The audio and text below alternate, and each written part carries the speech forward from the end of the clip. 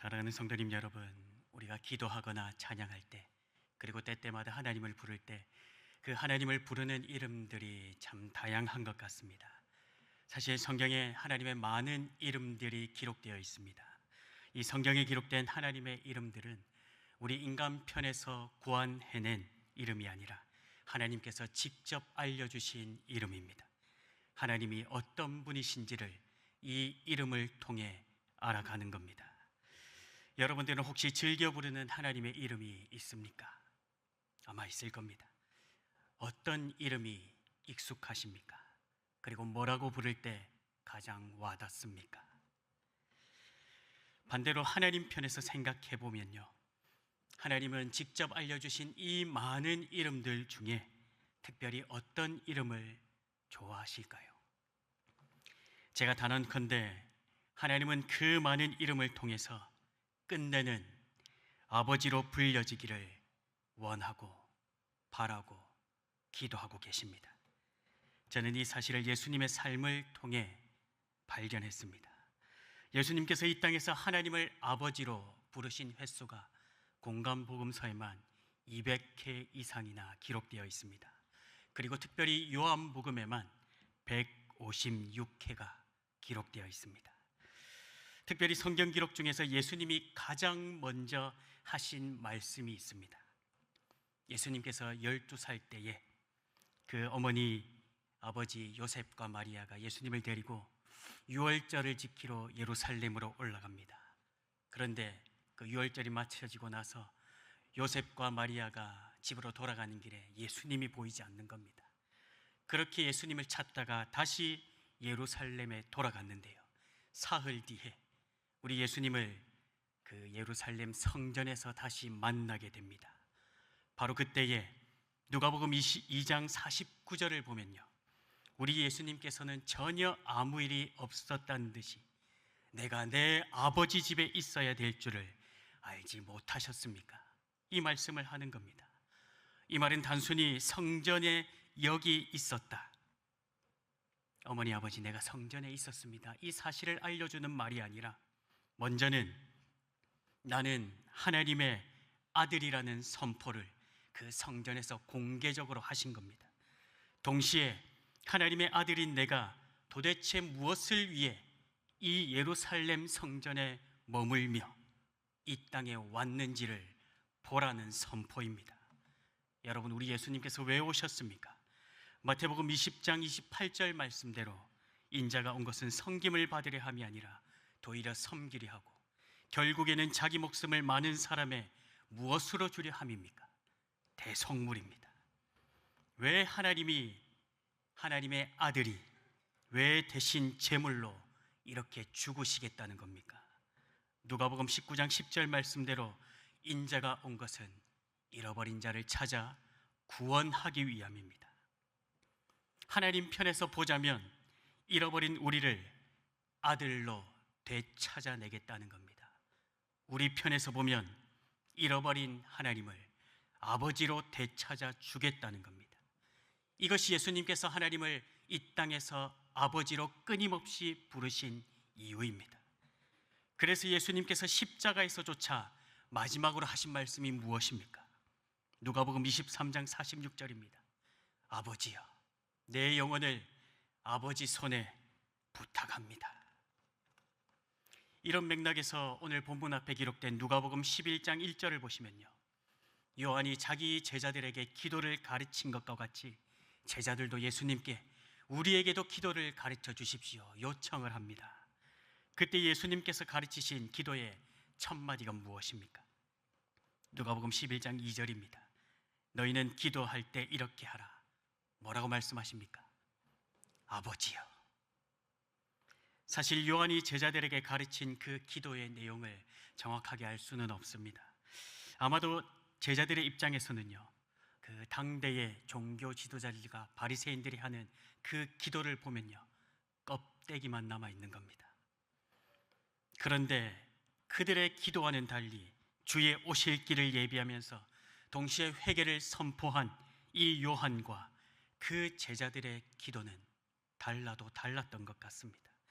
더욱이 새벽 미명마다 하나님과 친밀하게 연결되어 있는 그 예수님의 기도는 놀랍기만 합니다. 이런 맥락에서 자신들도 하나님과 긴밀하게 연결될 수 있는 어떤 기도의 기술이나 방법이나 비법과 비결을 배우고 싶었는지도 모르겠습니다.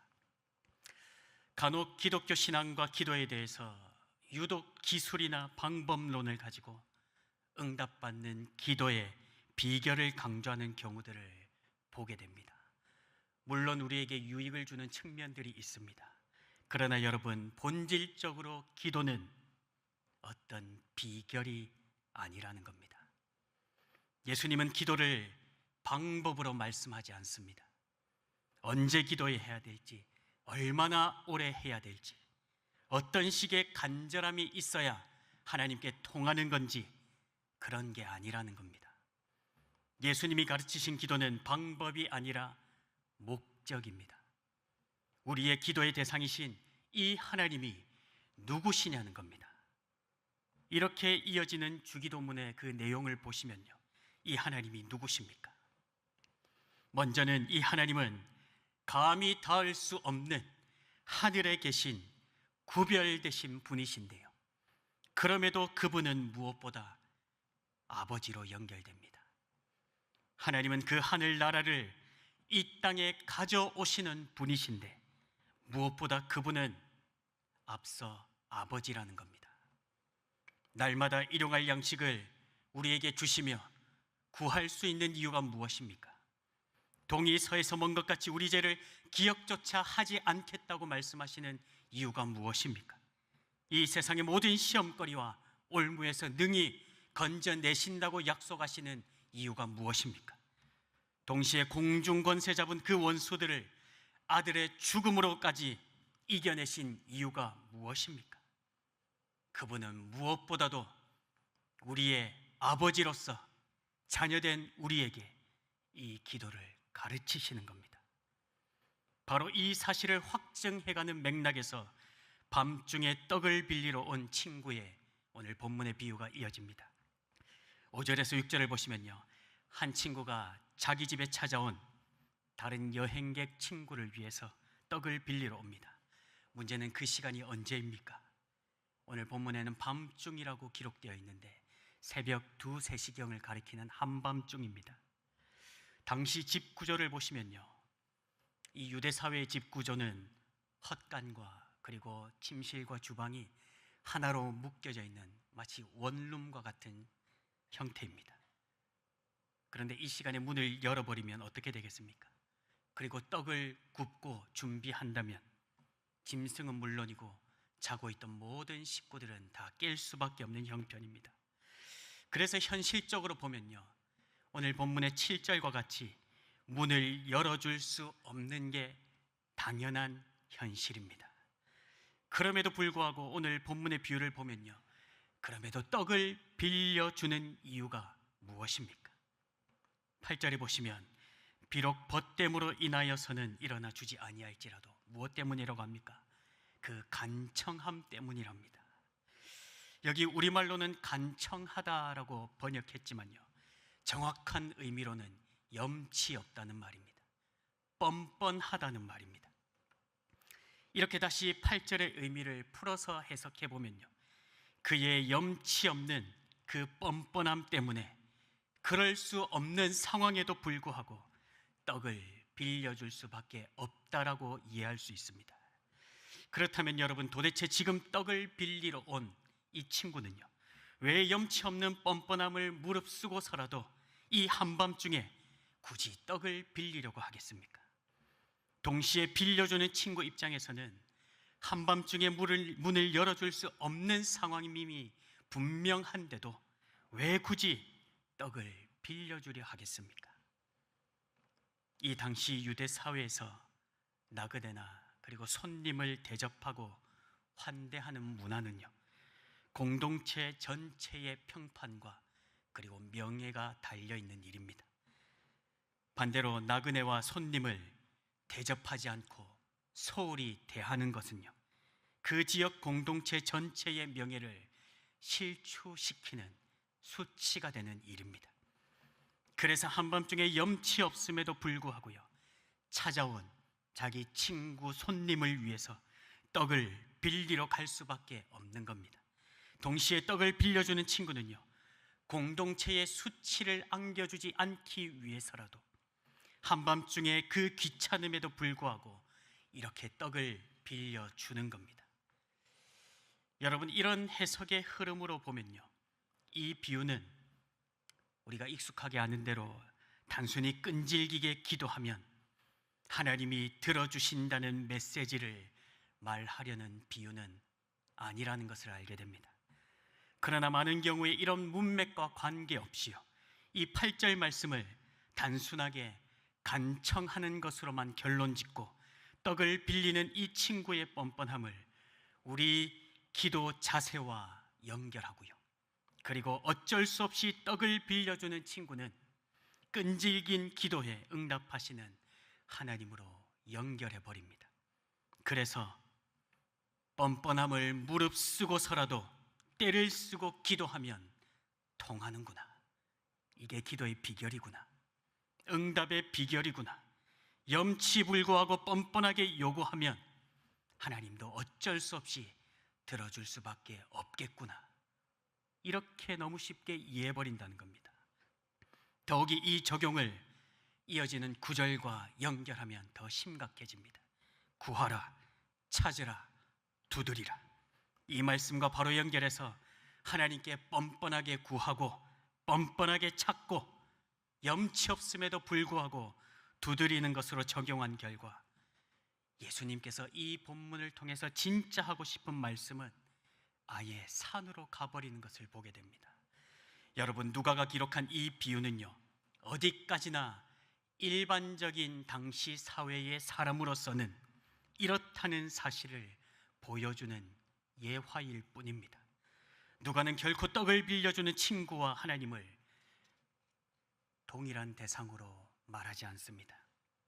오히려 본문의 강조점은요, 다음에 이어지는 내용에 있습니다. 11절을 보시면 특별히 악한 인간 아버지와 선한 하늘 아버지를 대조합니다.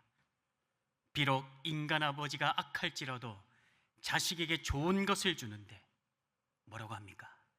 하물며, 여기에 강조점이 있습니다. 하물며 하늘에 계신 아버지께서는 자기 아들을 내어주면서까지 택하신 내 자녀들에게 성령을 주시지 않겠느냐, 이것이 결론입니다. 여러분, 예수님의 강조점은 하나님은 떡을 빌려주는 친구와는 전혀 다른 분이라는 사실을 강조합니다. 더욱이 하나님은 이 악한 인간 아버지와도 전혀 다르다는 사실을 또 한 번 더 강조해서 말하는 겁니다.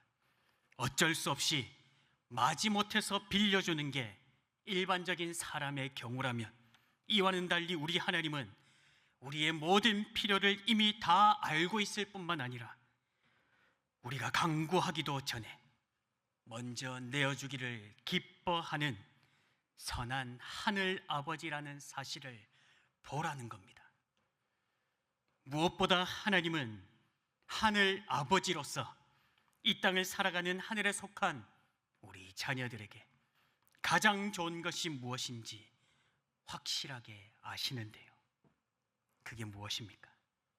13절을 보시면요, 하물며 하늘에 계신 너희 아버지께서 구하는 자에게 무엇을 주십니까? 성령을 주신다고 합니다.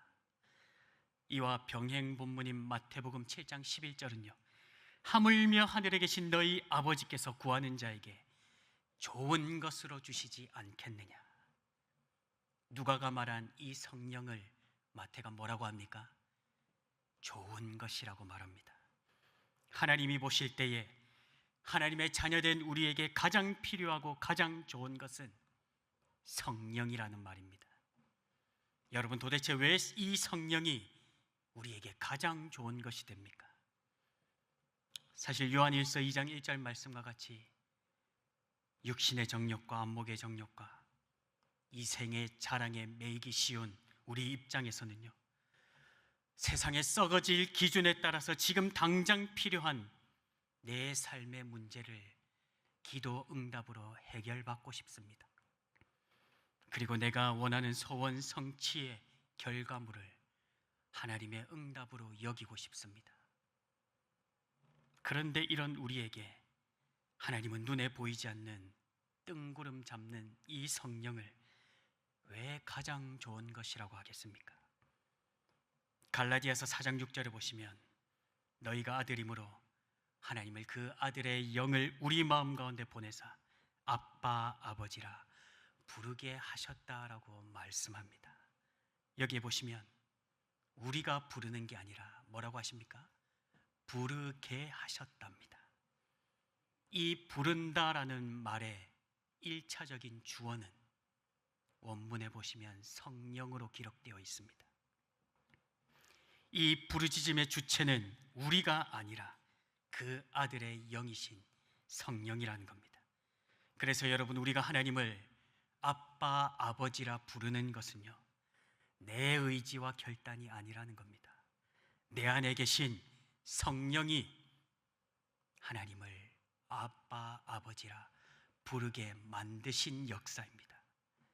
그래서 여러분, 하나님께서 우리를 향해서 이뤄내신 이 구원의 모든 역사를 말씀하시고 보여주시면서요, 우리를 설득해내신 결과 우리 안에 믿음이 심겨지게 된 겁니다. 이 사실을 에베소서 2장 8절은요, 너희는 그 은혜에 의하여 믿음으로 말미암아 구원을 받았으니 이것은 너희에게 난 것이 아니요 무엇이라고 말합니까? 하나님의 선물인 겁니다. 여러분, 이 믿음의 선물 때문에 성령이 우리 안에 계십니다. 여러분, 하나님이 아빠, 아버지로 불러지십니까? 그렇다면 우리는 분명한 하나님의 자녀가 된 것이 확실합니다. 왜 그렇습니까? 이 부르짖음은 내가 아니라 성령이 일으키시는 부르짖음이라는 겁니다. 이 성령이 내 안에서 예수님만 부를 수 있는 그 아빠 아버지를 나의 하늘 아버지로 보게 하시고 듣게 하시고 온 마음과 뜻과 목숨을 다해 부르짖게 하십니다. 성령이 역사하셔야 하나님을 아빠 아버지로 부를 수 있고요, 진실로 하나님을 나의 가장 좋은 아버지로 믿을 수 있는 겁니다. 그래서 이 성령님은요, 하나님 자체를 나의 아버지 되는 복으로 눈뜨고 경험하고 고백하게 만들기 때문에 가장 좋은 선물이라고 성경은 말하는 겁니다. 결국 여러분, 이 기도는 이 하늘의 하나님이 가장 좋은 것을 주시는 아바 아버지임을 믿는 믿음에서 출발합니다. 기도의 관건은요, 우리의 어떤 끈질긴 자세나 태도가 아니라 하나님을 움직이기 위해 필요한 건 우리의 어떤 뻔뻔한 태도가 아니라 하나님이 자녀된 나에게 가장 좋은 것을 주시는 선한 하늘 아버지라는 사실, 이 사실에 대한 성령이 일으켜내신 믿음 외에는 다른 것이 더 필요하지 않다는 겁니다. 사랑하는 성도님 여러분, 하나님이 나에게 가장 좋은 아버지이심이 믿어지십니까? 하나님이 나의 가장 좋은 아버지로 신뢰가 되십니까? 혹시 내 모습이나 내 형편에 따라서 하나님을 나의 아바 아버지로 부르는 자격을 내 스스로 내가 재단하고 차단하고 막고 있는 경우는 없습니까? 행여 조건을 내걸고 우리의 열심을 조장하거나 우리의 부족함을 정지하는 목소리에 이리저리 휘둘리고 있지는 않습니까? 저희 첫째 녀석이 8살 되는 해로 기억하는데요, 잘 뛰어놀다가 화장실로 샤워를 하러 들어갔는데요, 갑자기 비명 소리와 함께 아빠 하는 소리를 들었습니다. 아파라고 했는지 아빠라고 했는지는 모르겠습니다. 어쨌든 본능적으로 저는 그 비명 소리를 듣고 화장실을 향해 그 짧은 거리를 신속하게 달려 문을 열고 아들의 상처를 살피고 그 아들을 데리고 곧장 응급실로 뛰어갔습니다.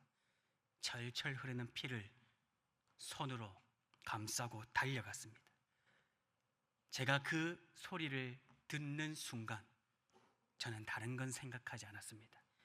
오직 제 귓가에는 아들의 비명 소리만 들렸을 뿐입니다. 그리고 저는 그 부르짖는 소리에만 반응했을 뿐입니다. 제가 그렇게 했던 이유가 무엇이겠습니까? 별 볼 일 없는 아버지이지만 저는 아버지로서 그렇게 했던 겁니다. 제가 그 아들의 비명 소리를 듣는 순간 달려갈까를 망설인 적이 없습니다.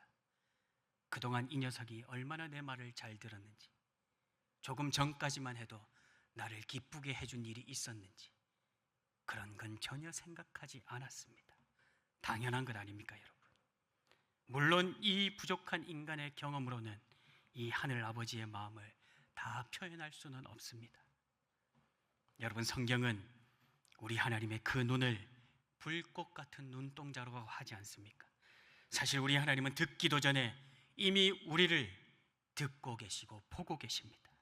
한시도 꺼지지 않는 그 불과 같은 눈동자, 잠시 깜빡거릴 새도 없는 그 눈동자로 우리를 지켜보신답니다. 졸지도 주무시지도 않고 내 인생의 전 과정을 꿰뚫고 계십니다. 새벽 날개를 치면서 바다 끝에 거하고 있을 그 자리에서도 내 스스로 내 삶을 지옥 벼랑 끝 음부로 몰아넣고 하나님과 나 스스로를 단절시켜 놓은 그 자리에서조차도 주의 오른손이 우리를 붙들고 함께 하신답니다. 답이 없는 홍해 앞에서 불평하는 가운데서도 약속대로 마른 땅을 내시고요, 광야길에서도 길을 내시고 사막에서는 강을 내시는데요, 도대체 이런 능력을 가진 분을 어떻게 감당하며 받아들일 수 있겠습니까? 감히 도대체 어떤 표현으로 이 하나님을 부를 수 있겠습니까? 그런데 여러분, 놀랍게도 이 하나님이 다른 어떤 위대하거나 감히 접근할 수 없는 이름을 가진 분이 아니라 아버지가 되고 싶답니다. 가까이 하기에 너무 먼 당신이 아니라 우리 아버지랍니다. 예레미야 33장 3절 말씀을 보시면요, 너는 내게 부르짖으라 내가 네게 응답하겠고 네가 알지 못하는 크고 은밀한 일을 내가 네게 보이리라. 부르짖을 때, 부르짖는 기도를 할 때, 부르짖는 일정 수준의 조건을 만족시킬 때, 그때 조건부로 응답하겠다는 약속이 아닙니다. 사실 이 말씀을 듣고 있는 이스라엘 상황이 무엇입니까? 끝끝내 하나님과 바알 사이를 왔다 갔다 하면서 결국 약속의 땅에서 뽑혀서 바벨론으로 팔려가지 않습니까? 그럼에도 불구하고 부르짖으라고 하시는 이유가 무엇입니까? 병 주고 약 주는 겁니까? 하나님은 처음부터 이 백성의 아버지를 자처하시며 이스라엘을 불러내셨습니다. 나는 그들의 하나님이 되고 그들은 내 백성이 되리라. 나는 그들의 아버지가 되고 그들은 내 아들이 되리라. 여러분, 이 약속의 증거가 무엇입니까? 하나님이 이스라엘의 패역에 대한 그 결과로 이들을 버리고 다른 족속을 택하셨습니까? 오히려 이 백성, 이 족속의 씨를 통해서 끝끝내 여호와 하나님의 그 유일한 아들을 아브라함과 다윗의 자손으로 보내어서 우리를 하나님을 아버지로 부르게 만들어내지 않았습니까? 그래서 이 하나님을 하늘 아버지로 알고 가장 좋은 것으로 응답하시는 하늘 아버지로 지금도 여전히 바라보라는 겁니다. 내가 알 수도 없고 기대할 수도 없는 상황 속에서도, 그러나 크고 비밀한 그 구원의 역사로 여전히 응답해 주시는 하늘 아버지 앞으로 얼마든지 나오고 또 달려 나와서 거절할 수 없는 그 어긋맞음으로 당자조차도 안아버리시는 이 끊을 수 없는 사랑 안에서 얼마든지 구하고 찾고 부르짖으라는 겁니다. 두드리라는 겁니다. 사랑하는 성도님 여러분, 진짜 기도의 능력과 맛을 보기를 원합니다. 무엇보다 기도하면 할수록 하나님이 선한 하늘 아버지 되심을 우리의 온 마음과 인격과 삶으로 체험해 가기를 원합니다. 하나님과의 관계가 오직 이 아버지와 자녀로 더욱 깊어져 가기를 원합니다. 그래서 하나님의 손에 들린 어떤 부스러기 소원 성취가 아니라 내 욕심을 따라 하나님 손에 얹어놓은 무언가를 얻어내기 위해서가 아니라 하나님 자체를 나의 아버지로 소유하게 된 자로 기도하면 할수록 하나님만이 나의 전부가 되는 이 진짜 복을 복답게 누리기를 원합니다. 이 사실을 경험하고 깨달은 다윗의 고백이 무엇입니까? 시편 23편 1절의 고백입니다. 여호와는 나의 목자시니 내게 부족함이 없으리로다. 하나님을 내 삶의 이익을 채워주는 그런 세상의 수단을 넘어서요, 나에게 가장 좋은 것을 주시는 하늘 아버지로 알게 될 때, 그 하나님을 하늘 아버지로 믿고 의지하게 될수록 무화과 나무 잎이 무성하든지 포도나무 열매가 마르든지 내가 원하는 응답이 나타나든지 나타나지 않든지 우리의 기도는 아버지 되신 하나님으로 인해서만 절대 응답으로 만족하게 되는 겁니다. 그래서 하나님만이 나의 전부입니다. 하늘 아버지 되신 하나님이 나의 절대 응답이기에 다윗의 고백과 같이 여호와는 나의 목자시니 내게 부족함이 없으리로다. 내게는 더 이상 아무런 세상적인 욕구 불만이 없습니다. 이 고백을 터뜨리게 되는 겁니다. 사랑하는 성도님 여러분, 예수 믿는 우리에게 무엇이 더 필요하겠습니까? 하나님께만 붙들려서 불 가운데로 그리고 물 가운데로 때론 사망의 음침한 골짜기마저도 걸어갈 수 있는 것이 하나님께서 우리의 안에 시작하신 착한 일이며 구원의 모든 과정이라면, 이 하나님만 바라보는 것이 유일한 우리 구원의 완성으로 결국에 주어진다면 우리에게 무엇이 더 필요하겠습니까? 내가 믿는 하나님은 나에게 가장 좋은 것을 주시는 하늘 아버지이심을 믿을 수 있는 이 성령 안에서 주어지는 믿음, 이 믿음 위에서 오늘 우리의 기도와 우리의 신앙과 삶이 다시금 하늘 아버지로 하나님을 경험하고 이 하나님을 나의 아버지로 확신하는 그 은혜로 다시 한번 세워지는 은혜가 있기를 주의 이름으로 간절히 축원드립니다.